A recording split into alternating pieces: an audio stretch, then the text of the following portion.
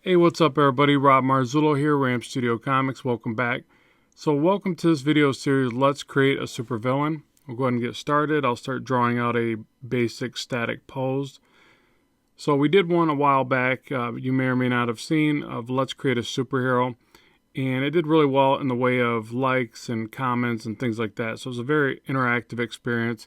And I like to have a certain amount of videos on this channel where make you, the viewer, part of the process. So this was a great way to do that, and I think it showed in the response that we got from everybody. So the next idea was let's create a superhero villain, or a super villain, and then next we'll be doing like a super heroine, superhero female, and all that stuff. So we'll just kind of move on and create a variety of these because they're just fun to do. So essentially, you get to be part of that and offer lots of great ideas, and it takes a little bit of the weight off my back when I'm trying to conceptualize and do all this stuff, and just allows me to just do the drawing, which is pretty much what I like to do anyway, so it works out. So what you need to start doing is thinking about what kind of villain this is. So I'm going to do a basic pose, so nothing too dynamic because I don't want it to be too hard to introduce all these neat ideas that you guys are going to contribute. So it's going to be a up and down, straight up pose, pretty boring, pretty static. And what we want to do is think about what type of powers does this character have? What type of history does this character have? What are their weaknesses? All kinds of neat stuff, that we can really incorporate with this. And what I'm going to do here is I'm going to copy the head and set this over to the side. We're going to go for a 9 heads tall character.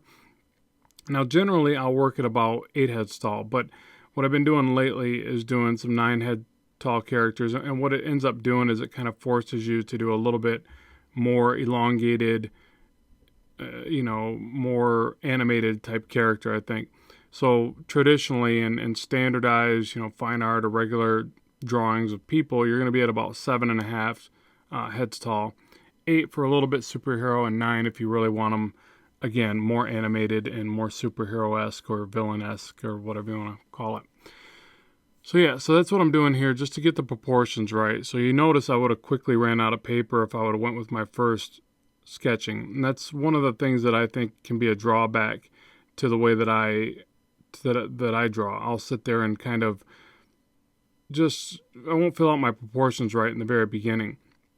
So if you have that same problem, this is a great way to do that. So now you can see we got the 9 heads tall here, and I can manipulate the other portion of the sketch and get it to be, more to this proportion. So,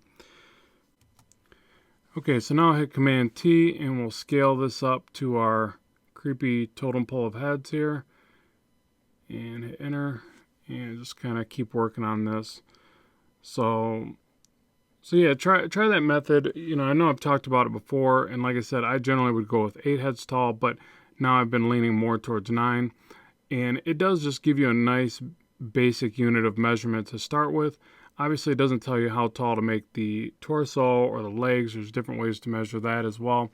But so much of that is subjective to your style that you really just have to figure out, do I want my character to have these really long, elongated legs, or do I want them to have these short, stocky arms? That's all based on your style. But stacking the heads will still give you that basic starting point that you can use, that I find helpful anyways. So I'll just draw out the arms in a very typical kind of superhero fashion. So the widened out arms with the clenched fist, and just kind of sketch this in real basic at first. And then I'll get the pelvic in here, and now figure out the stance of the legs. I want a little bit of a wide stance, but not too overly widened out. Just kind of keep it, again, basic, real up and down. So circles for the knees. You can throw in the line and the curvature for the lower part of the leg, and I kind of use these triangular shapes for the feet. And just as as basic as you can in the starting point, I think is really important because it just allows you to really just get the proportions in place and figure out the pose, and then don't jump. Like you notice on the upper body, I actually started drawing in the shapes of anatomy a little bit too early on. So I often have to fight that with my own drawing process, because I think it's because I just feel a little bit more confident these days with drawing the upper torso. I've done it so many times, so I almost forego doing the basic line work or the stick man or the the very quick representation part first. But I think it's really important to still do that, because the more you stage the work, the more you spot errors and mistakes in your own work. At least that's how I feel when I'm doing this stuff. So I want to keep this character's body type a little bit generic so that we could really express whatever ideas you guys give me and not be stuck to kind of a concept, a predetermined concept. So I felt like if I made him too muscular, too bulky, that maybe people would immediately start gravitating towards it being a hulking character or something like that. So hopefully I've got the body type generic enough where we can not let that be a factor.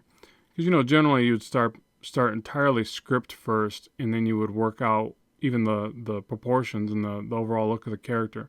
So we're jumping ahead a little bit with this, instead of like giving them this big brain or whatever, which we still can. But then what we would do is maybe make his body a little bit skinnier. Or say we throw a cape on him or something like that.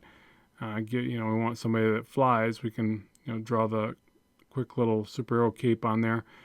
So just keep the ideas and the options open is what I'm saying. Just anything that you can think of, that's what we're going to go for. As long as it's not a total redraw, then I'm good with it. He could have armor, things like that. But we kind of did that with the Let's Make a Superhero. So if anything, I would say maybe stay away from the armor type. But if it's a really good idea, we can use another type of armor. We can take it in a different direction. I just really want to see these character creations go really far in different directions. I really want to see like how far we can take it and have as much fun as possible, and obviously not come up with the same type of character each time. That would be boring and kind of defeat the purpose. Okay, so that should give me enough rough pencils to take it to the next stage and start to clean it up. So I'll go ahead and time lapse this next part, and we'll progress through the cleanup stage of this drawing. Okay, so now for the cleanup. So essentially, like anything else I do, I just start to soft erase it and redraw over top, thinking a little bit more about line weight, a little bit about shadows at this stage. But what I try to do is just as I'm drawing the line weight, I'll end it with like little bits of shadow.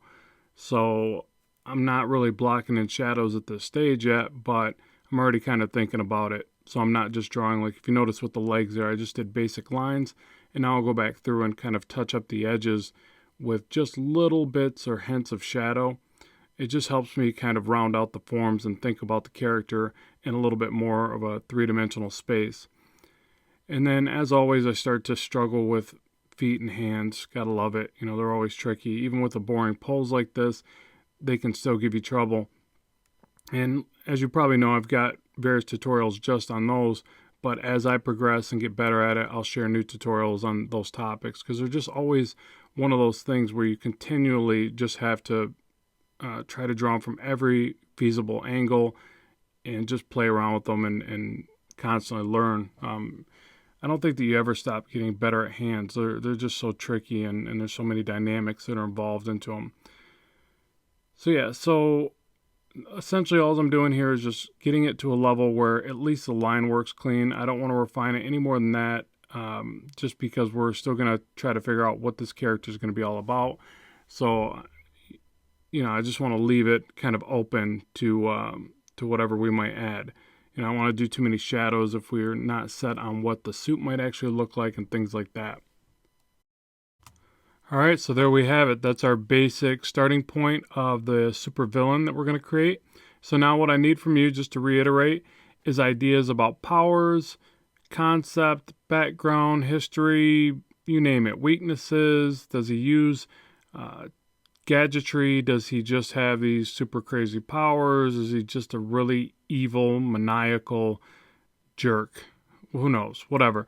So whatever you guys give to me, that's what we're going to do. We're going to compile that all together, and we'll do a part 2. Then after the part 2, when I'm able to draw on the concepts that you give me from the comments on this video, we'll carry it to a part 3 and kind of finalize the artwork. So it should be lots of fun. We'll see.